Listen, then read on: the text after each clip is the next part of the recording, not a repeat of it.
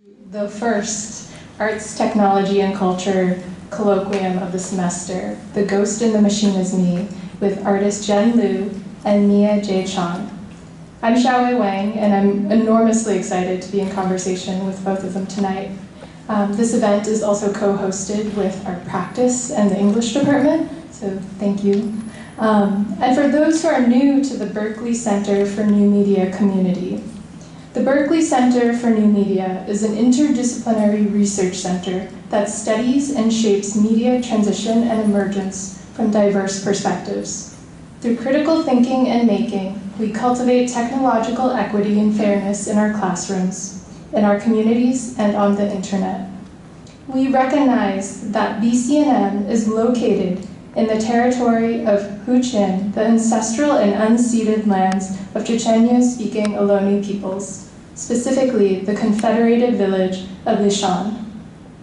The history of prolific technological development in this region has always depended on this land, and all of our technological infrastructures and activities take place on and in relation to this land.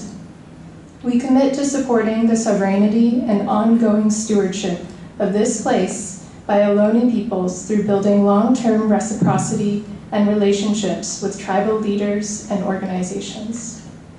So tonight we'll hear from artist Jen Liu about her work with Mia J. Chong as an accompanying dancer.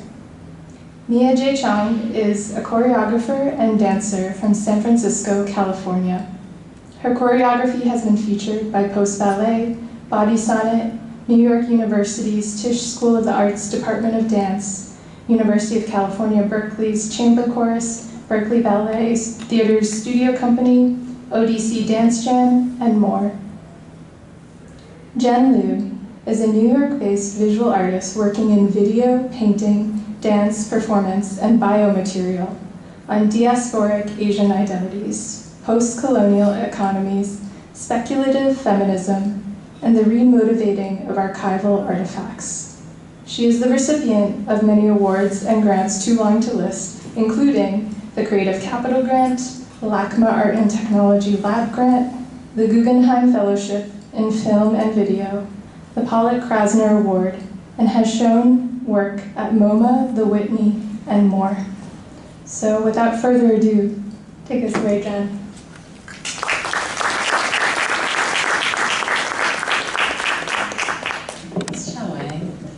And thanks to you all for coming out. And now, in some ways, it's always an interesting request to come drop into somebody's town and be like, "Hey, everybody, I don't live here. You want to come? Come see me do my song and dance." But so that's all to say, though. I'm very, very appreciative that you're here. So with that, I'm gonna start with this. The Ghost in the Machine is Me. Hopefully.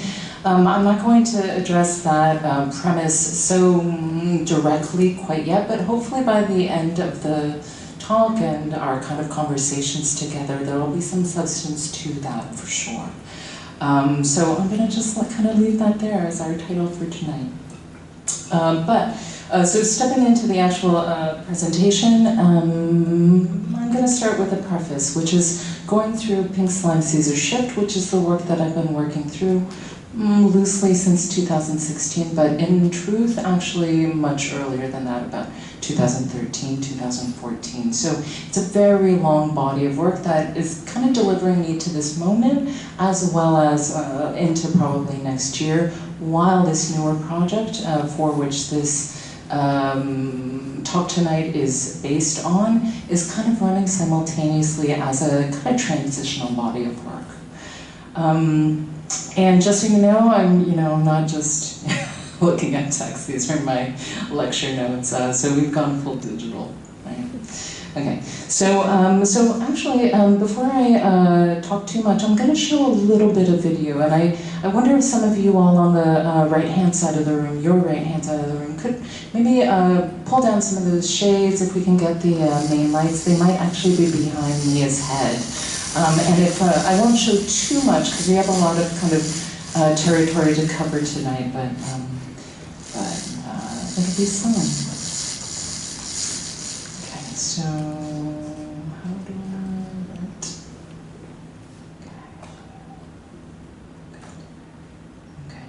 So what I'm actually going to show is a piece from 2018, which is a kind of outlay, and so it's sort of, it lays out the territory in Pink Slime Censorship, which of course I'll speak quite a bit more about in a moment. But it kind of laid out also the kind of psychic territory, because while when I talk about the project it'll sound pretty straightforward in terms of premise and materials and things like that, when you see the videos hopefully you'll see like the kind of expansiveness of the project itself and the kind of poetic territory that gets mixed in with a lot of other stuff. Now one thing I do want to say about this is for the most part there's definitely some text that I wrote myself and some poetic text as well that I pulled from various sources, but for the most part, the text that you hear in this video is found. So they're from manuals, corporate brochures, nonfiction texts of various sorts that I've kind of collaged together, and that's usually the way that I work with my texts in my videos as well as performances. So I'm actually going to maybe start in a place I don't usually start at, and I hope it is okay, but I hope you can see also there's like section 1, which is the dark one, then the pink one, section 2, and then I'm going to actually start us with section 3 and hope that the audio levels are correct.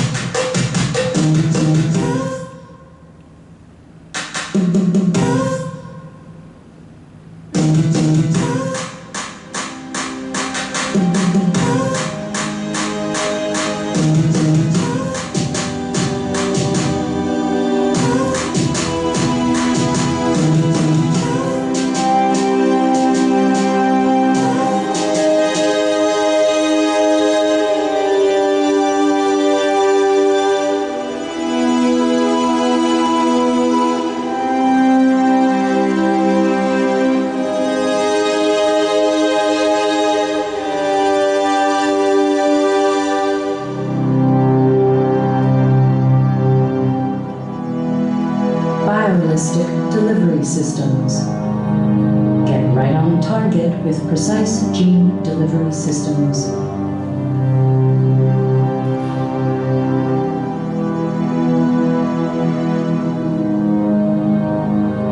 How the Helios gene gun works.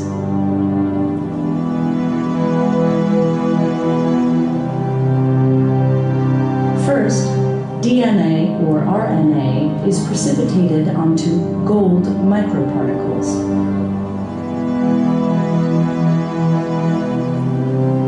Simply load sample cartridges with DNA or RNA-coded microcarriers, point the nozzle, and fire the device.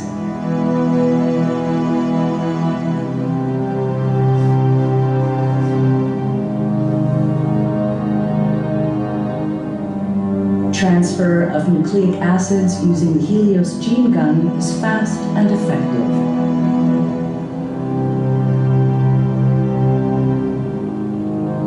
Any ratio of different plasmids can be co-precipitated onto one particle.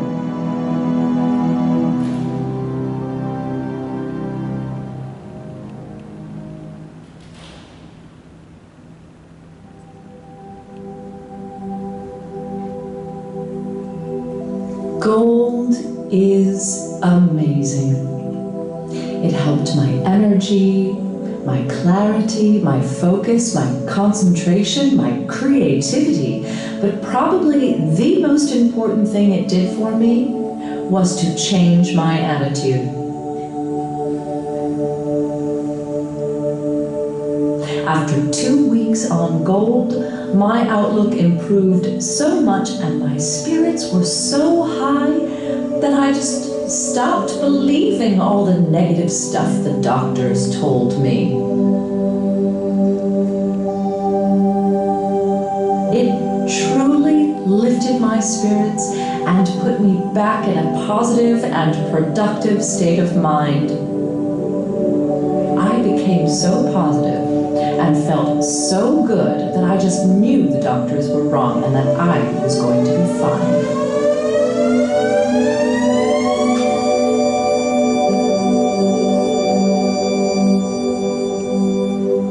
他的皮肤发痒和痛苦，他的身体肿胀，被痤疮覆盖。他担心他的身体已经被几代人的遗传学所毒死了。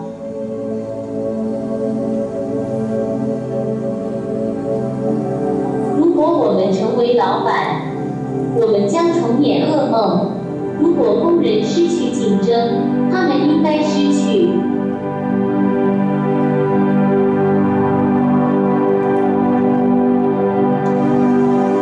他开始感到不舒服。他的家人很穷。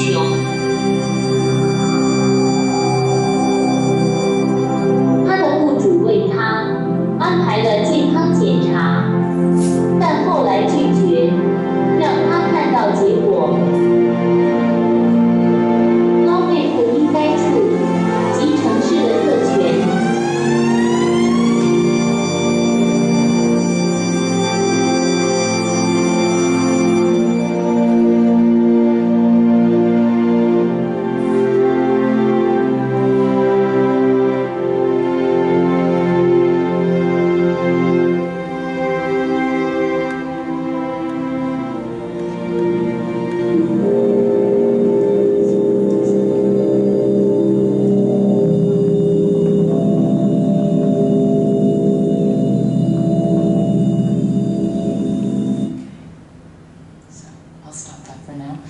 But you can certainly watch the rest of it online anytime. I usually have a 720 techie notes, 720p version on Vimeo anytime, so you can watch that without a password. That was what you saw the bulk of was section number 3 out of 4 sections. So this is the beginning of the 4th section. I hope you can appreciate that, of course, there were different sources of texts there, what was happening in that last part were actually first-hand accounts by electronics workers in particular in South China. And there was a term, I'm going to say it really wrong, I'm going to butcher it, I'm sorry, Lao Mei. Loosely translated as fishing sisters. It's meant a few different things over the last few decades.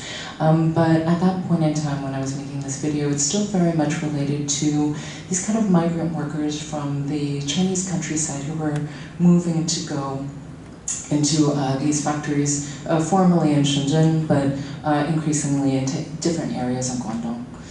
So a little bit of background there, again, more documentary, but mixed with different sources. So let me go back to the slideshow. Okay. So this is the image that I usually show when I'm first talking about Pink Slime Caesar Shift. This is actually an image of a protest by students and scholars against corporate misbehavior, a series of protests in June 2010, so quite early, much earlier in terms of the cycle of protests, in this case in Hong Kong. Right? Around 2014, as an artist, I'd already been working on the idea of labor in the US as a fantasy. sort of past that never was, a domestic and national identity that was fantasy-oriented, as well as it being a kind of industrial labor in the US as a kind of, and its promised return as a narrative technology designed to work on behalf of corporations in the form of massive tax cuts, right? This kind of like incentives to come into whatever sort of like burned out shell of a kind of post-industrial city one had, particularly in the interior south and southwest of the US.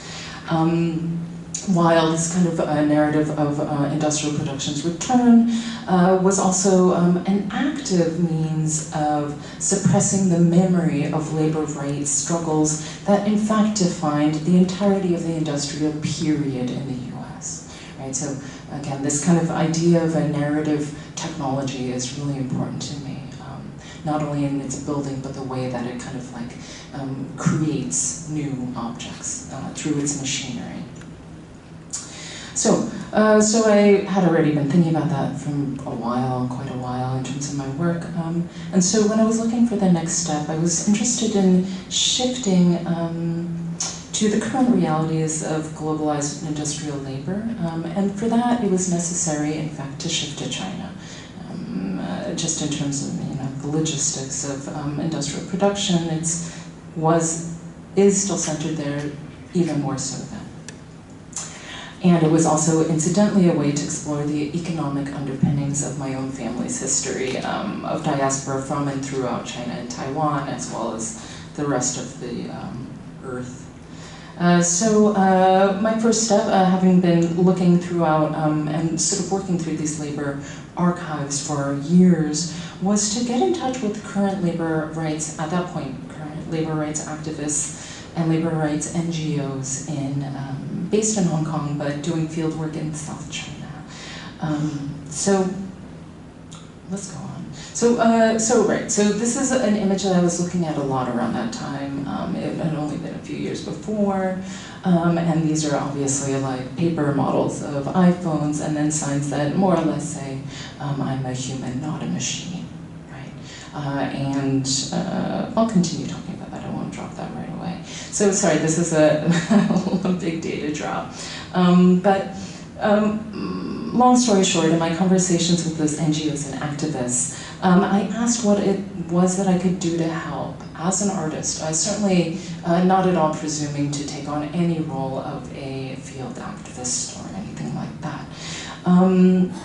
And in all these conversations, they definitely did express that they would appreciate me publicizing their efforts and the dynamics of labor and realities of labor in South China, but that one of the things that they needed most was someone to extend the duration of the attention on their issues beyond the international news cycle of, let's say, a few weeks or months.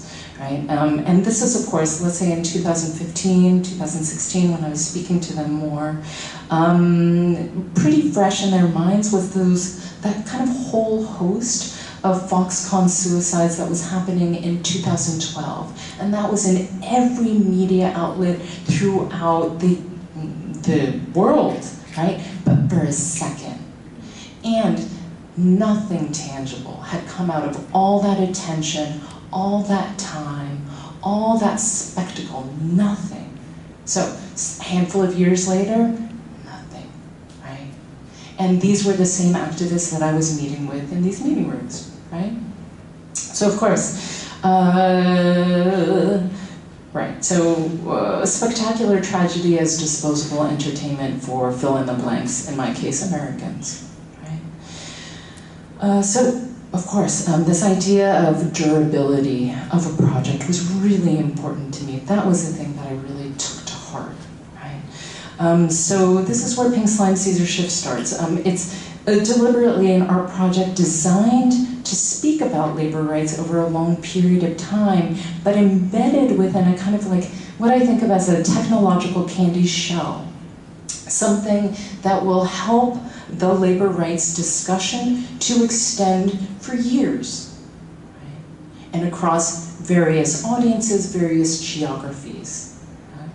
a kind of genetic engineering, right, in powder pink, which I'll get to in a second. So I'll talk about it a little bit, but we'll see on the left-hand side. Actually, maybe I should just talk about it. Yeah, I'm just going to keep on talking through my notes. So at the heart of this project would be translated interviews with and information by the workers themselves. I had a good amount of material coming out of a whole period of time I was hanging out there. Pink slime sees a shift with this charge of durability over a long period of time is built around a speculative premise, and which is funny, it has come back into the news, but it was to use in vitro or a vat-grown stem cell originated beef scaled for mass consumption. That's a cute little gift there. As a method of transmitting secret messages between worker activists over short or long geographic distances. And how that could work is through the workflow of in vitro meat, that these samples have to be regularly checked for pathogens at the genetic level for food safety, because there's no other kind of visible signs of illness, right? At which point, it's simple to sneak in extra genetic information. If you're checking the cell for genetic information, you can insert genetic information. Here we used DNA as a text encryption method. So this is, I use the kind of like amino acid abbreviation, international abbreviation system in order to create a language that I could then take pinyin text and kind of translate it into amino acids that then we could turn into DNA code, long strings of DNA code that we would then send to the DNA fabrication factory and get it shipped back to us and stick them inside those cells, right? Back to the speculative moment though. So food distribution networks can then be used in the place of social media networks or other digital communication networks, which were around that time, deeply under fire from a myriad of government places. And thus then, messages could be distributed across various locales. And so here's one thing I also want to say here on the lower left-hand side. Chapter 1, 2, 3, 4, they actually correspond with the video sections that we saw just a little smidge of a second ago. And this was how I also thought about this kind of extension of time, where I was like, okay, well, if I create a kind of framework in which all this stuff needs to happen for every single chapter, then surely I will still, even while things change, even while the conversation has different nuances, slightly different contents, I will still be able to talk about the core of the issue, right? Which are these workers who make all of our clothes, all of our technologies, all our shoes, everything, right? Most of the things that we're wearing on our bodies now, right? Okay. One thing I do want to say is actual scientific feasibility in the case of this piece was my own personal approach to an ethics of speculative work. It's just a personal thing, but the idea was if I was going to make work about genetic secret messaging, I really wanted to, with the opportunity to do so, which I was lucky to have, I really wanted to do the lab work and proofs. In that way, new ideas would emerge through the actual materiality and methods of the proposed speculative premise, and that I could then avoid some of the pitfalls of, I would say, speculative work in general, but certainly I've indulged in that also. But this idea of, like, on the one hand, narratives, artistic narratives based in manipulated interpretations of partial data, or the mystification of scientific aesthetics divorced from context. And we see that all the time, right? So that's what I was really trying to avoid by doing the work, right? Of course, with a lot of very generous help and a biologist partner, Sumaya Yar, for what that's worth. Okay, so 4 chapters, right. Each one of them glowed a different color under a fluorescent microscope. I'm not going to get into too much, but of the details of this piece. But one thing to maybe think about is that in this way, TNA became, at least for me, a mechanism to address women's industrial labor in Asia and China. global environmental racism, and exploitation through multiple generations, which I think hopefully we touched on in that little bit of the video, while proposing a possible grassroots misappropriation of biotech, which is something that I've had all sorts of different feelings about, but so be it. So, thanks, Lemsy, to shift. Okay, so within that project was yellow gold. So what it created was we made a cell that glows yellow under a fluorescent microscope. This is part of the methodology. It is really, this is what real gold biolistics looks like. It's not a big, first person like machine gun. It's just this very mild-mannered thing in which you take the DNA samples that you want, in our case, the ones encrypted with 40 methods of nonviolent protest.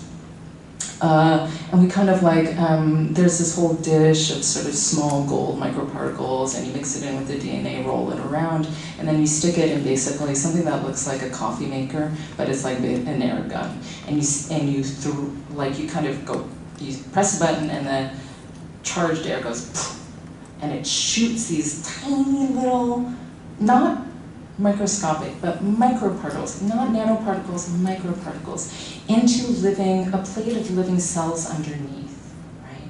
And then either the cells die or they absorb it. It gets shot into their bodies. And of course, the irony of actually using tiny, tiny little gold bullets to introduce content about nonviolent protest was part of the piece, inevitably so, right? Okay, so this is just, we did the work.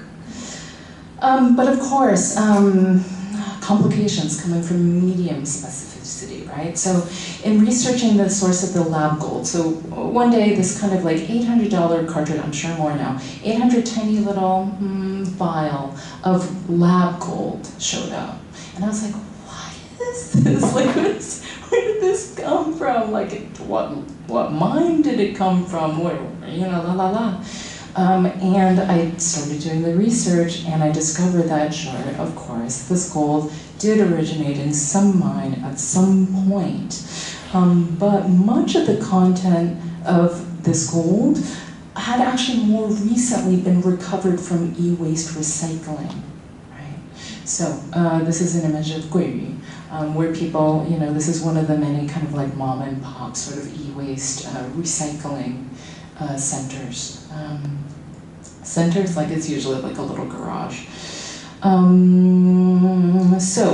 That's all to say that Guiyu is in Guangdong, and so within the same province in which I know is a large area, but within the same province, that those phones were being assembled, that I was making work, thinking through some of the accounts of these women who were getting sick from preparing, let's say, the iPhones, right, was pretty close to, not that far from, where the iPhones were turned to after a few years, right? And more women would then have to take it apart and incur more toxicity, right? So in other words, with our personal technologies, we collectively, some inclusion disclaimers, of course, we have formed an infernal loop that sort of like traverses the entire globe, but the toxic terminus or termini are always in the body of these Chinese female workers, right? Gold loop, right? So that's where, right? So I made a whole video, which we will not watch now, called things like the ship gold loop, in which, what is the real meaning of a circular economy? If you haven't heard, obviously a lot of people have been talking about circular economies, and you kind of design for electronics so that it can be more easily recycled, but you know what? Where does it get recycled? By whom? Under what conditions? I call bullshit, right? This is the real circular economy, right? Not whatever cute boardroom this is, right? Okay. And with that, one thing that I do want to say, and perhaps will serve as a kind of bridge, is in this video itself. Hopefully you'll go onto Vimeo and see it. each one of these people sitting at this table are dancers, and I had them all dance with and smash paper iPhones, right? And to the sound of breaking glass, and then of course to the sound of corporate tech manuals, as well as more worker first-hand accounts, right? So this idea of like embodying the violence, the complications of this kind of work and its consequences through the life cycles of technology has been really close to me for a while, and this is where I come to now, working with Mia. So after this section, I'll go into what is more current, but for now, Mia, sorry, it's like I keep on like delaying it. It's gonna be great. I'm going to play right now a beat track, and I'll talk about it a little after we go through it. But just give me 1 second to get it queued up.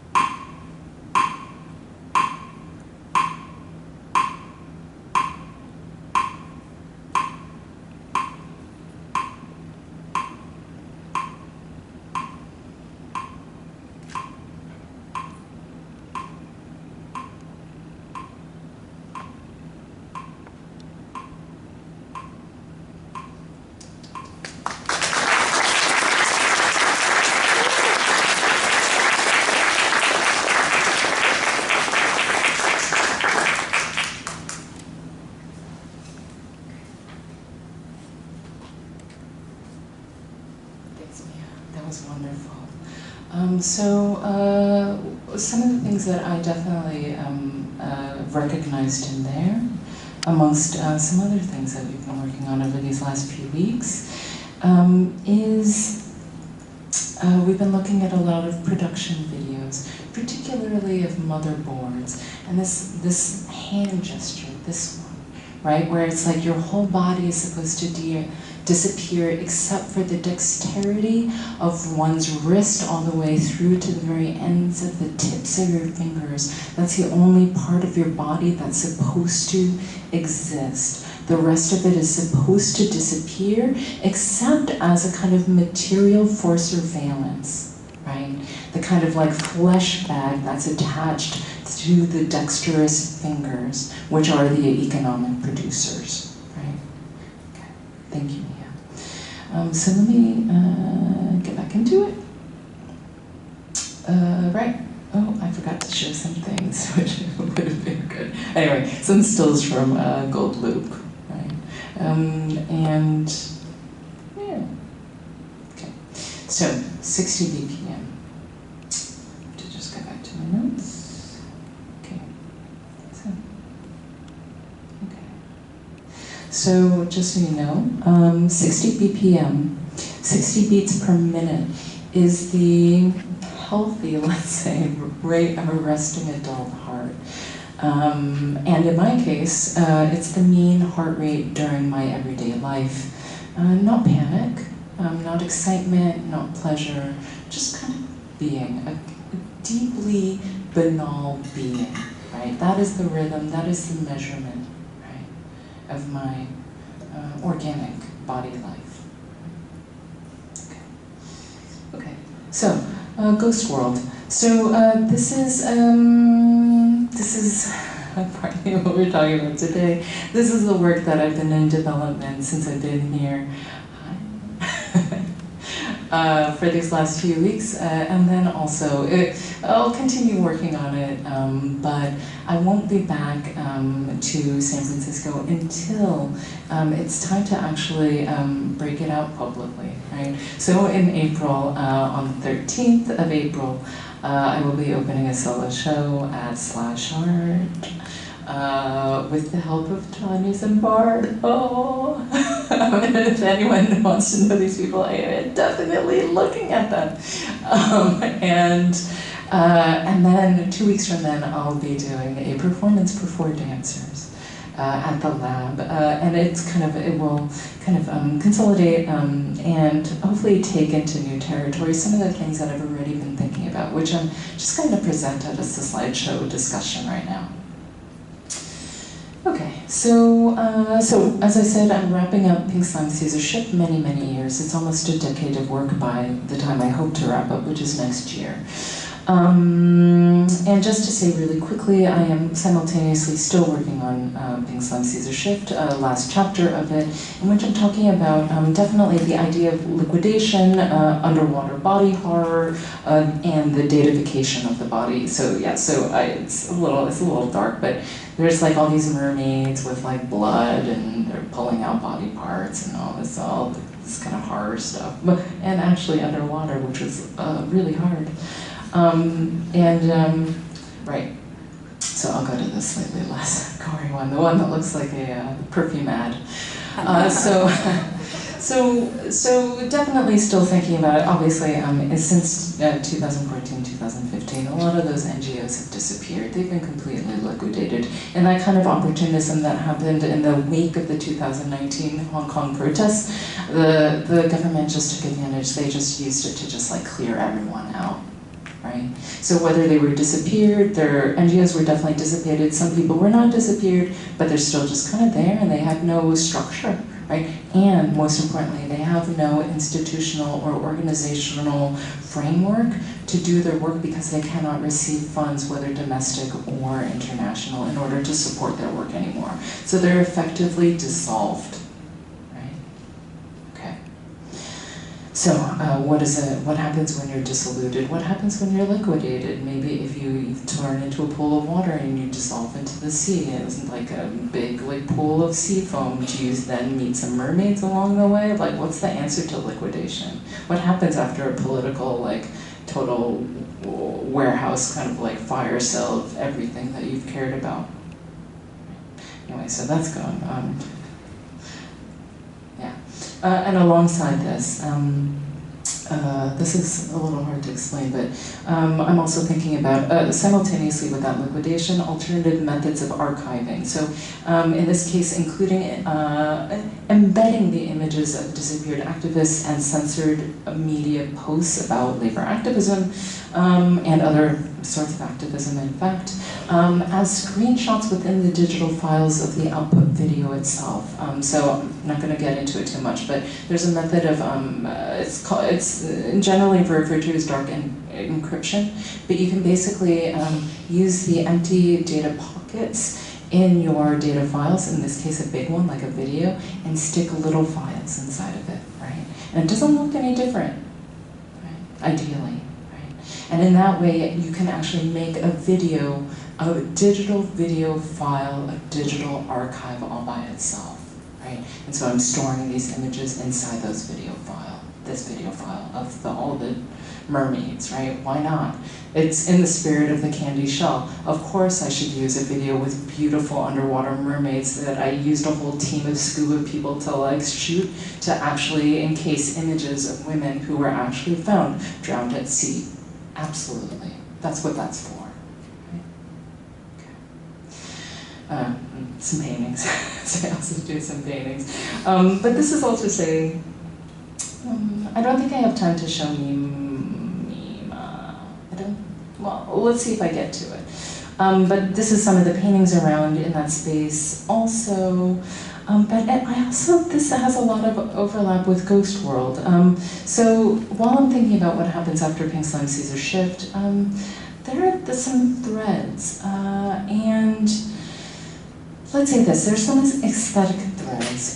So this idea of a body that's not really there, right? Is it a fish or is it a face, right? Is it a mask that's smoking?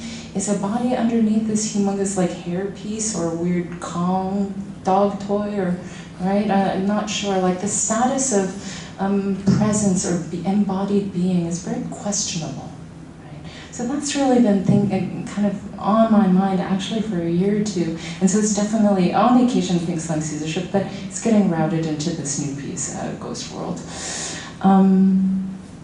Okay, so. So this project itself, ignore the frog for a second. The project itself, it actually starts with the remainders of the labor activist network in South China that I've been working and in discussion with. So together, this last late fall into winter, when things started to ease up in mainland in terms of COVID restrictions, the no COVID policy, we worked together, we worked together to conduct a series of interviews with electronics and e-waste workers. I think we got what I thought we would get, although it's always much more moving to actually get the thing, right? So after all these kind of interviews, all these questionnaires, what emerged was a kind of everyday reality, what are unquestionably untenable work conditions, but that were constituted as a really boring everyday life, right? So a kind of shifting of norms, certainly as an outsider reading these interviews. And then this kind of idea of and we've heard about it in media, but it was moving to read it as first-hand feeling accounts, right? This kind of mythologies of entrepreneurial heroism, that's collapsing under these kind of diminishing goals, already modest, but diminishing goals shaped by the economic realities of post-COVID China, right? So this, just like this kind of like idea of just like general, and excuse my language, but, well, actually, I can say it non-cursively, just general crappiness, right? And this like lying down culture, it's real, and it was manifesting in all these people's self-accounts in all these different ways, really material ways. So that is where our dance starts, in fact, but not yet. Not yet, not yet today, but in general, this is where Ghost World starts. It's a stack of material of first-hand accounts, right, that we sourced. So covert, of course, in amongst this, covert methods of protest continue to be an interest of mine, sort of at the heart of my practice. So in the spring, I think that some of you, I've heard some of these frogs are out there on canvas right now. But this spring, late spring in fact, I was really interested to see these new memes and social media posts about this frog character. I'm going to say it, and apologies for like the clunkiness.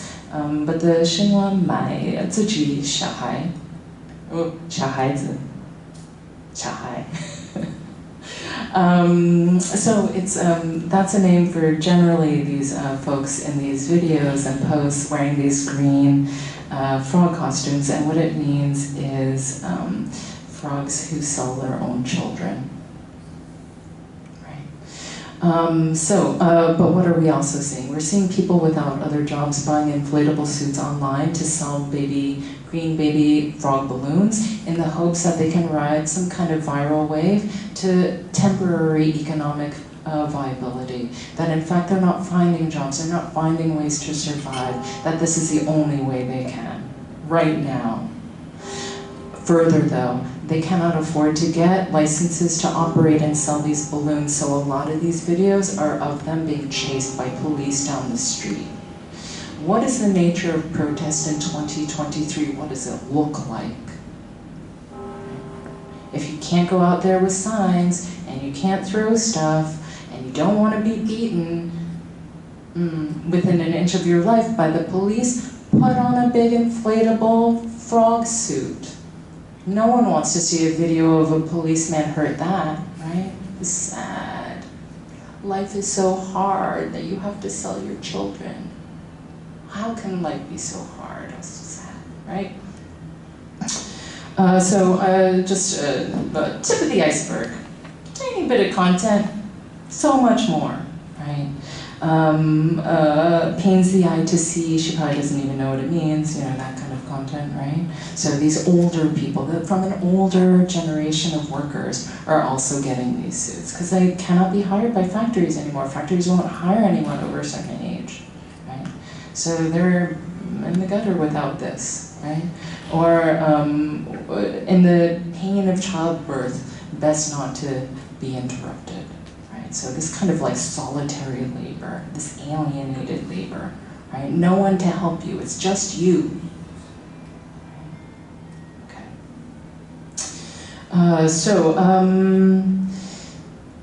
What is this? There's a lot here. Equation of failed productive body with a failed reproductive body, right? So these kind of like, you can't afford to have a baby, right? So sell your babies, buy your babies and sell your babies on the market, try to make some rent.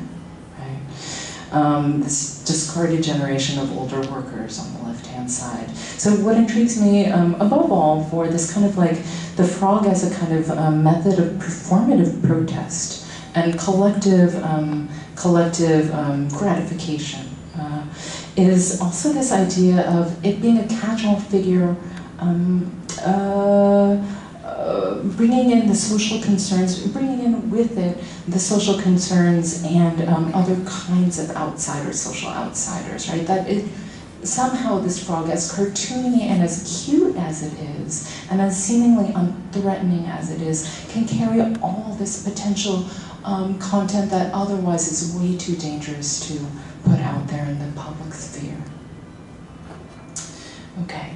But I also want to say, obviously there's a real physical awkwardness and this kind of melancholy sweetness, right? This is the same with the cigarette hanging out of the frog, you know, and identifying, you know, not like the other frogs, it's a smoking frog. This idea of this kind of nobody's body, physical awkwardness, melancholy, sweetness. I have to say also, I'm not prepared necessarily to talk too much about it, but Ghost World does definitely have some components that have to do with Asian American identity.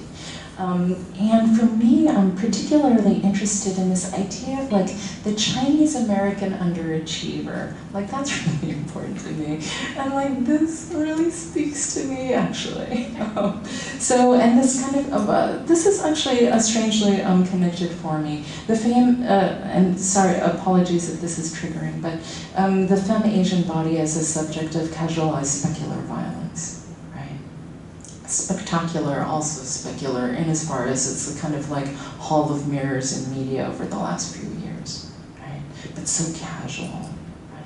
Something that happens when you're walking down the street, right? An everyday thing, right? Like a kind of like 60 BPM violence. Okay, so further thoughts, and this is just, now we're getting into hodgepodge land. But I've been working with the dancers on taking this idea of like a nobody body and transforming it perhaps from a figure of solitary alienation to a body of collaborative work and even solidarity. So one thing that I've been looking at is lion dancing, in fact, as a kind of like, sort of like highly traditional but really active sort of model for collaborative body work, right? And something in which one body and two bodies become somebody, right? Some figure of any number of things, mostly celebration, not always, but you know, something, in any case, highly, highly cooperative.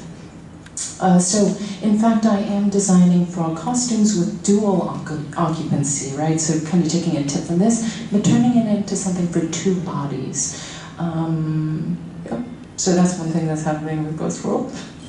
Another one, of course, I'm looking at these kind of glass frogs. So these lion costumes, these dual frog costumes are going to actually be transparent.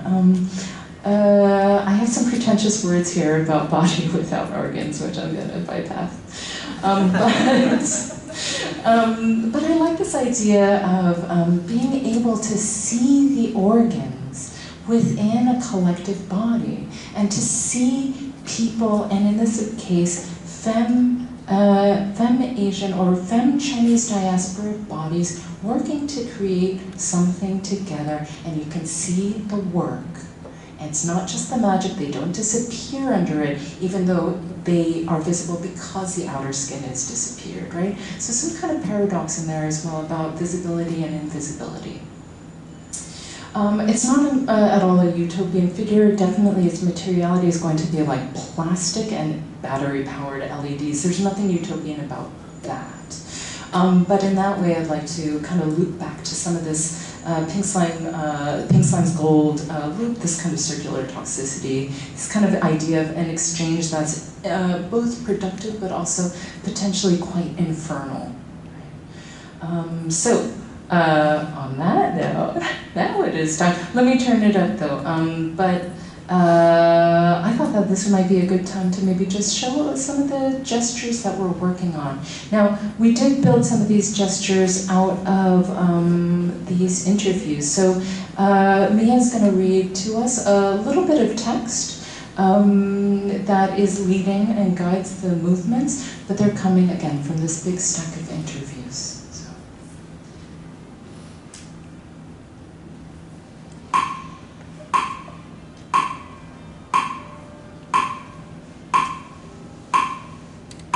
My arms are numb.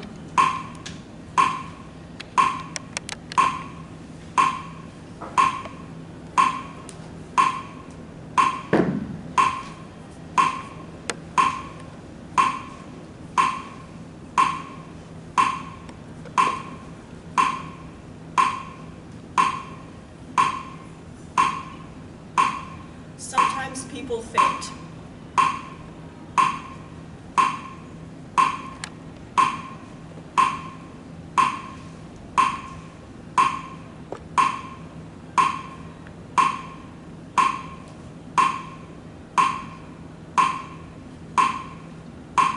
is so unfair.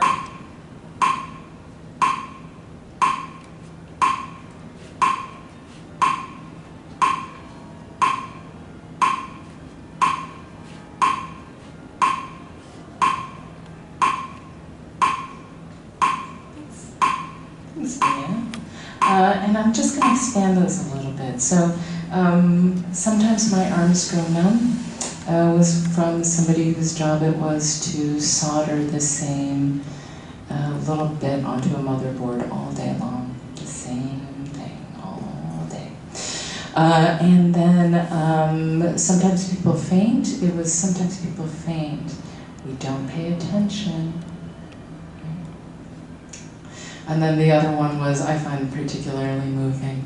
It's so unfair, she makes more than us, she's the boss's wife, which actually came up in more than one interview. This kind of idea of like domestic corruption, right? Low grade domestic corruption. So there's kind of everyday stories, right?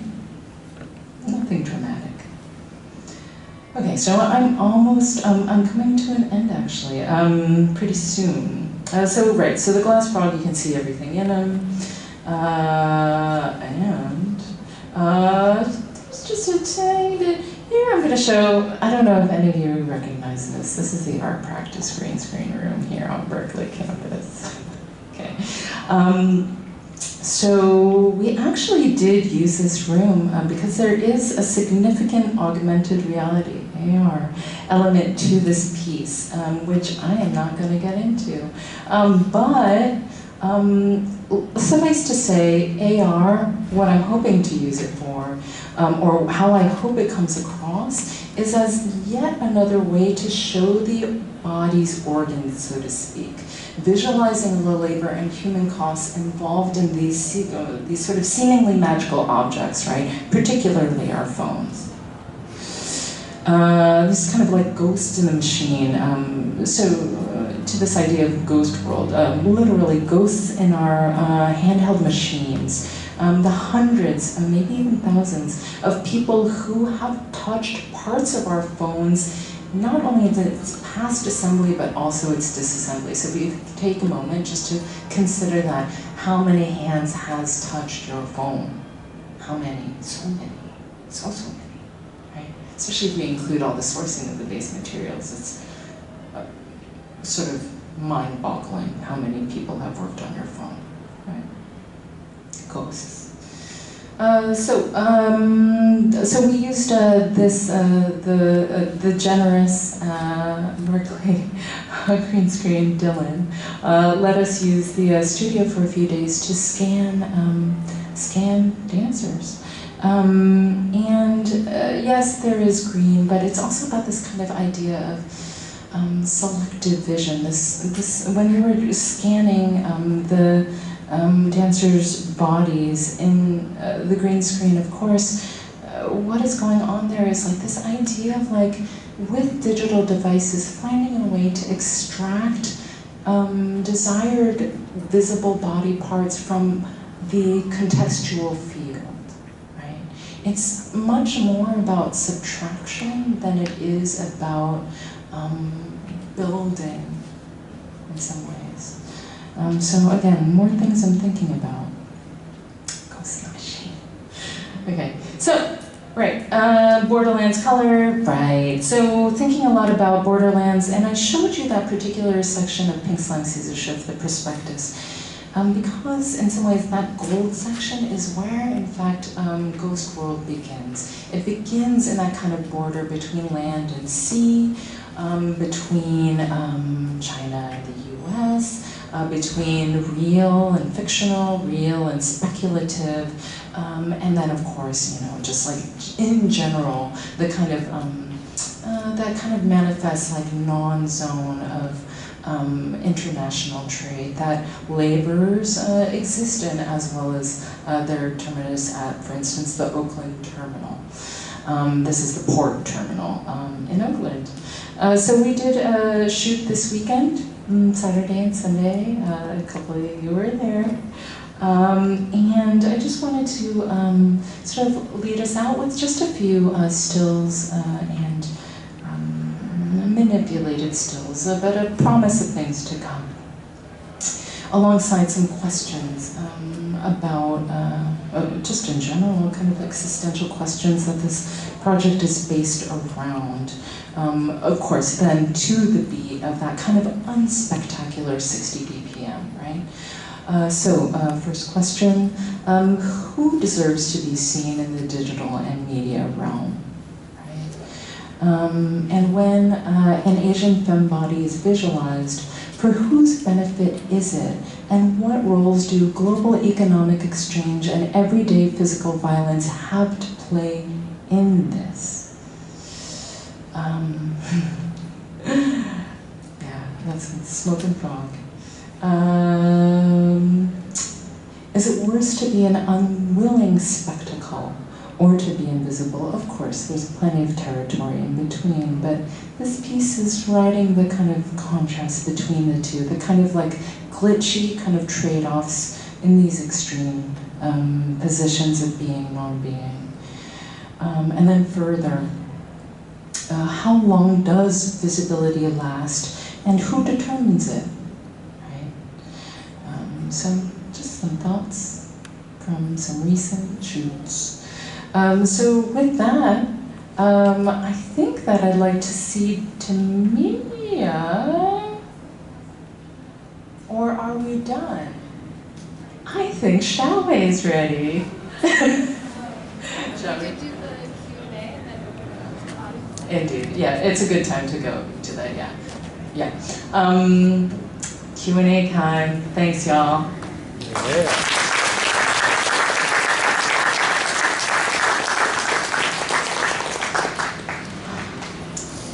Samson, do you mind if I leave it on this one?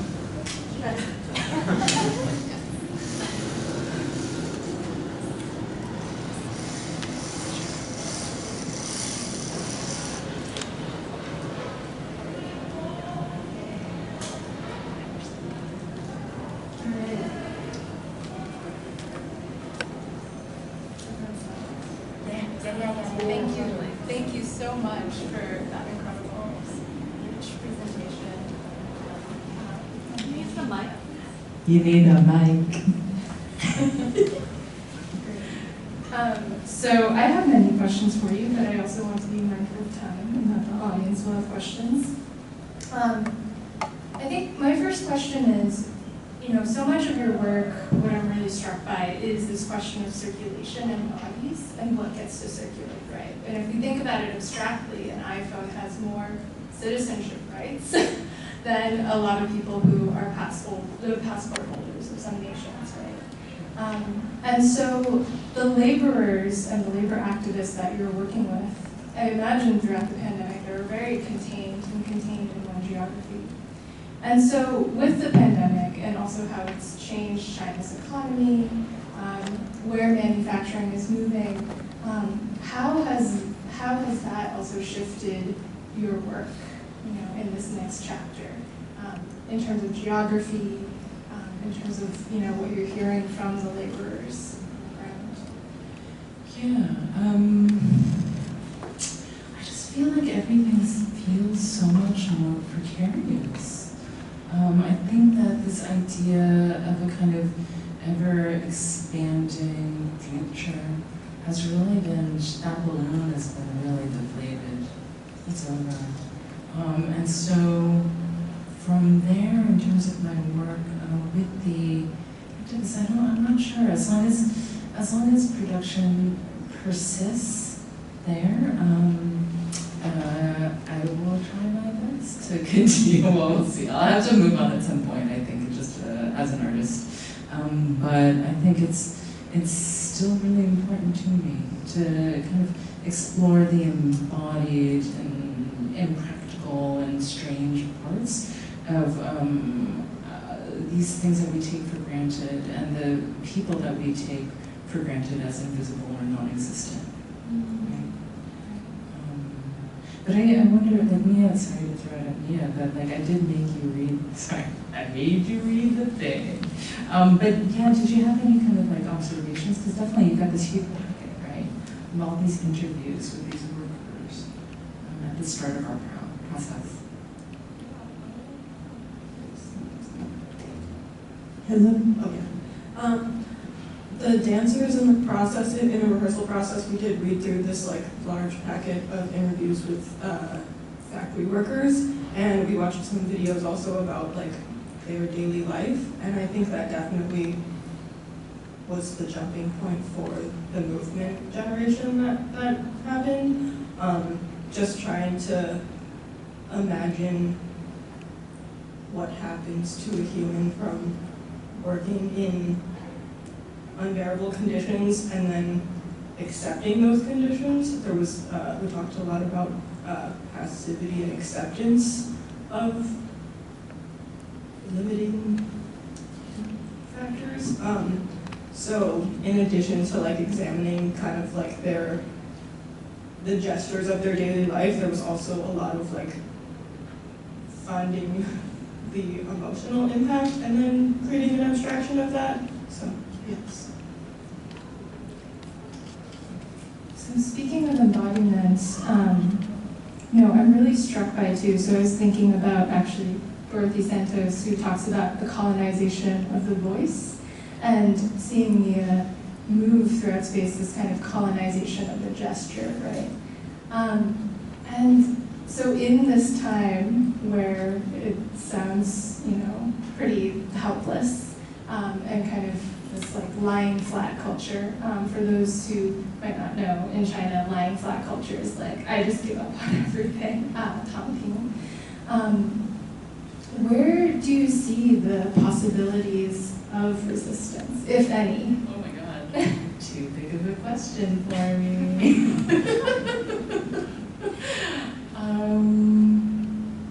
I feel like you have a sense of this too, right? Where it's like, people are always going to find a way, they're going to try to sneak ways, right? And over the last few years, I've been really intrigued by what looks like, to outsider's eye, like performance art. Right? But in fact, it's protest, taking the only form it can take. And in particular, I think about all those Me Too protesters who are just doing all those like performance events, right? And on bikes with like signs on and all this kind of stuff, and weird costumes and things. And again, it looks like performance art, but it's out of necessity. And then it's like really wearing it on your body because you cannot write anything. You can't make media. So then you wear it. You go out and you wear it. Right? Now I hope that that's not the only, I hope that that's not the only route for future resistance. But it's certainly one that's intriguing.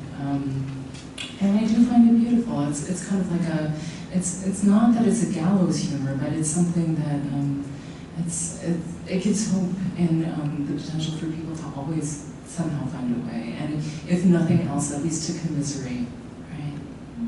Yeah, I also really see like that kind of thread you're talking about with narrative technology, and this kind of like circulation of memes. Like people might not be able to circulate, but these memes are circulating very rapidly. And I think in that sense, as I was preparing for this, I was actually going back to a lot of Legacy Russell's writing, glitch feminism, and she talks about ghosts in the machine, and this mind-body dualism, and virtuality, and how we can use glitch to really, think about new modes of being in this time of catastrophe. And at the same time, I think what I find really powerful in your work is that it's also pointing to, well, we can talk about virtuality, we can talk about avatars, but these technologies have a very material consequence. And I'm curious how you square that away, especially, for example, when you're using AR in your work and using actually these materials, right, that are still the result of these exploitative economic processes. Yeah. We were talking about, not that we were really talking about this today, but we were talking about your collaborator, your sometime collaborator who refuses to get on planes because of the economic impacts, right? So that is certainly a commitment that I applaud, right? That is certainly not me. How do I square it away? I mean,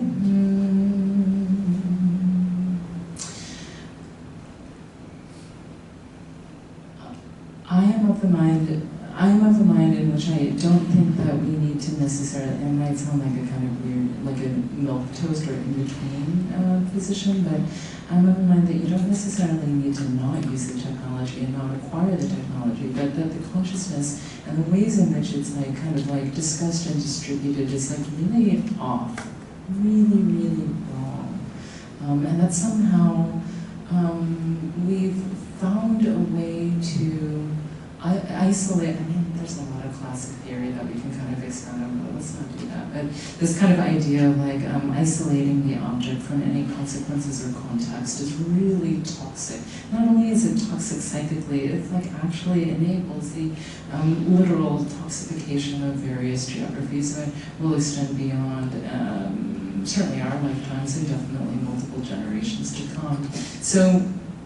But it's to me, in some ways, it's kind of about the consciousness of it. If, in some ways, like, if I, one of the questions that I think about that I don't necessarily have resolved, but as an artist, like, how exactly do I responsibly or ethically deal with my contents, right? Do I never pick up a cell phone again and, like, be that person? Do you know?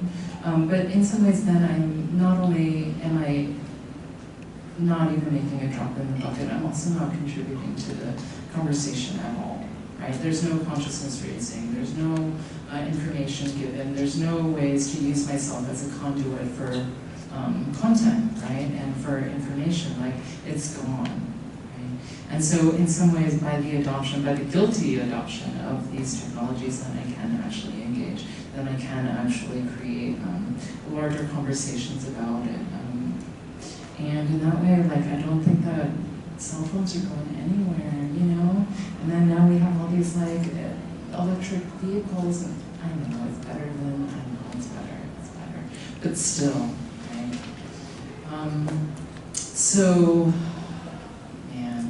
yes. So all those things are to say that I'm a guilty user, but at the same time, I think that there's an awful lot we can do about consciousness around our everyday use that really could be amplified much, much more.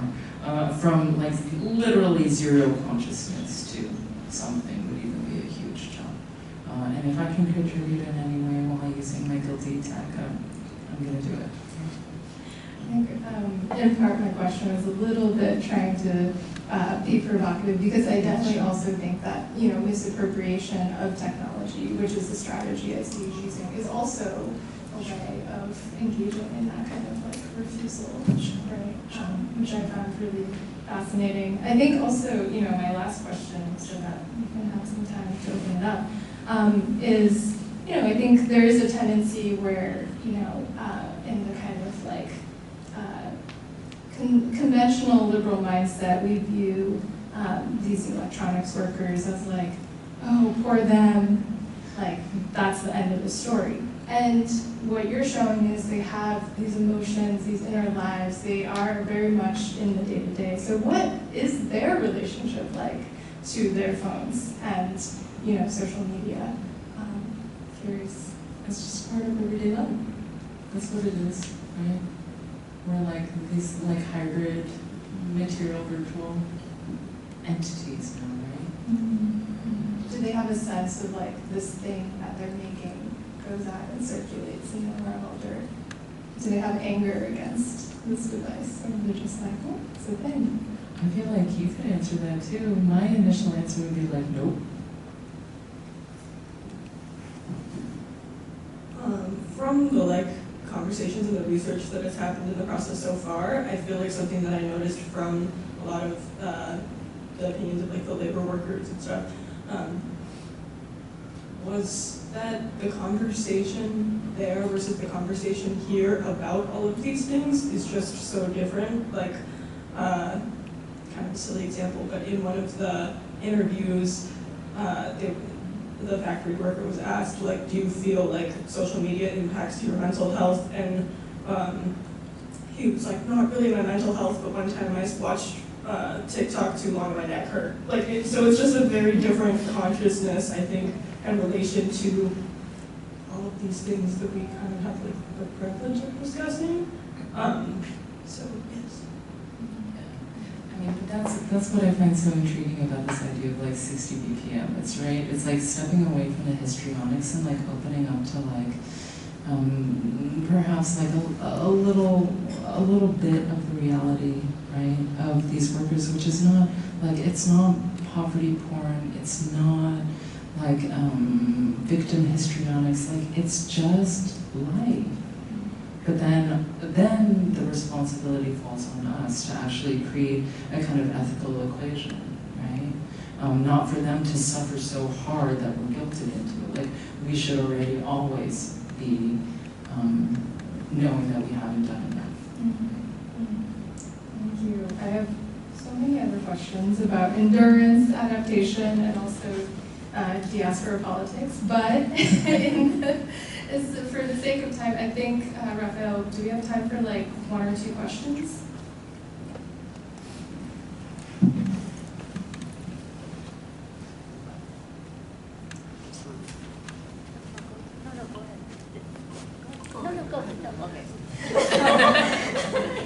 Thank you. No, thank you so much for the incredible, performance and artist talk. I guess initially I think of this relationship between intimacy and violence the violence that is like an everyday. And I'm curious, within the research that you two conducted when you were collaborating, was there anything ineffable in the process of like discovering kind of through the interviews? I know that Mia, you talked about abstracting some of the things that you read, and I see in the videos that you showed.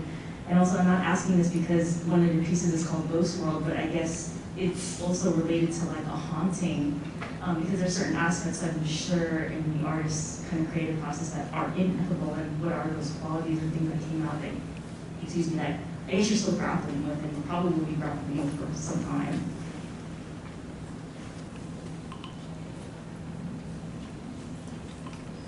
Yeah, I kind of feel like I have to think about that.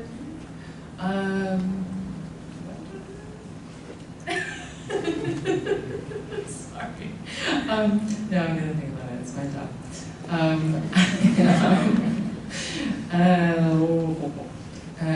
Intimacy is something that I really do think about a lot. I mean, I really, let's say in the context, it's definitely something that's played a big role in my work in the past, for sure. But I think that, for instance, in Ghost World, this idea of making a one-person suit into a two-person suit, in which one person is like literally hugging the other person and watching their feet for like a clue for what to do next, and they have to like trust each other so intimately. Like, I think that that is an example of like like how perhaps how important it is to me that somehow in like taking these things that seem so abstract, or we've read, I'm sure we've all read articles about the nature of electronics labor today, industrial labor, and China, e-waste recycling, all those things, all the things. But actually, what does it mean? What does it feel like? How do we feel about it? And without the kind of stakes of a kind of like actual embodiment and an actual kind of intimacy, then it starts to fall apart. Then it becomes a kind of abstraction and another way to sort of like separate out and decontextualize all these things that are actually really intimate for all of us. And as intimate, like these kind of, I never forget, we should never forget, like how intimate the touch of all those like people who are ghost traces on our phones, as we have our phones in our pockets. It's like the most intimate. We sleep next to I sleep next to it. I don't know, maybe you have better habits. But I sleep with it next to my face or something. I fall asleep on it, And it's like, that's a lot of intimacy that I'm not acknowledging. So how to draw that out in an art piece somehow, right? But of course, having to use different terms in order to make it visible and identifiable. Okay. Yeah, thank you so much for sharing all of these works. It's really cool to see all these different mediums come together to have this still general sense of like, almost like absurdist and monotony, but like taking on like these really big topics. I was wondering, since you collaborate with so many people, especially like movement people, can you talk about any times that you've had thought shifts or directional shifts in the work as a result of collaboration, or even thought shifts about collaboration in general? All the time. Yeah, really all the time. Was there a point at which during this process, I'm sure there were so many processes where you were like, and the other dancers, you were like, I don't know about that, Jen. I don't think so.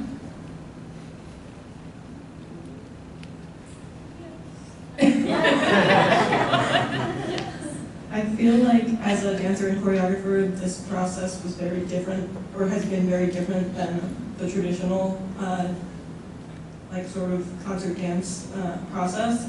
And I think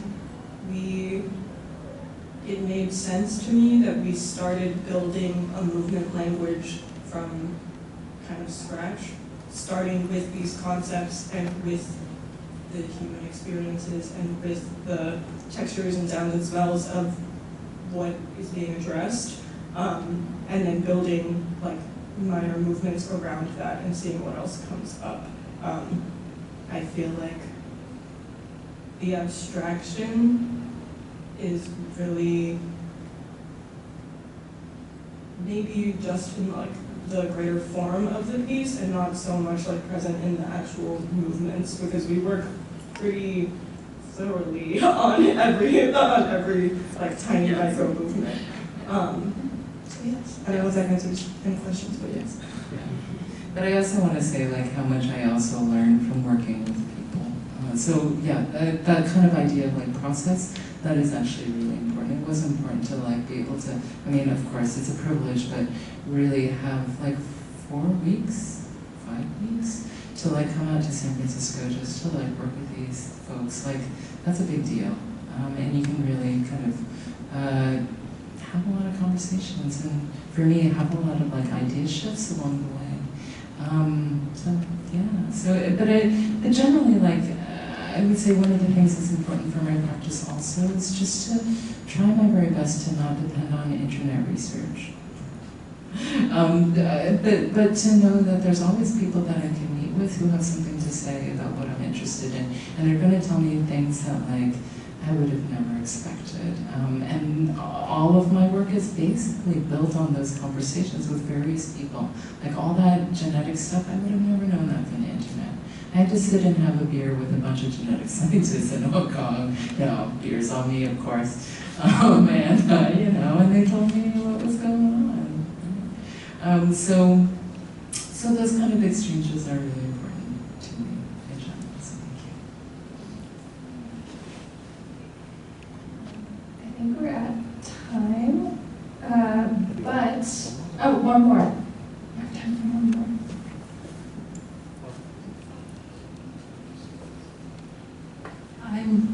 Thank you very much.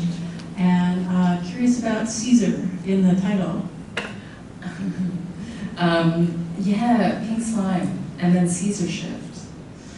So Caesar shift is one of the, supposedly, one of the, or if not the earliest recorded encryption method, right? So supposedly used by Julius Caesar on the battlefield, right? And it's a really, it's the name for a really simple encryption system, which is, of course, it got more complicated than this, but like instead of writing A, you would write B, instead of B, you would write C, and so it's like a literal, just like shift in position. Right? So that's why. Yeah, that's it. Thank you for the very succinct question as our last one. Well, join me in thanking Jen and Mia.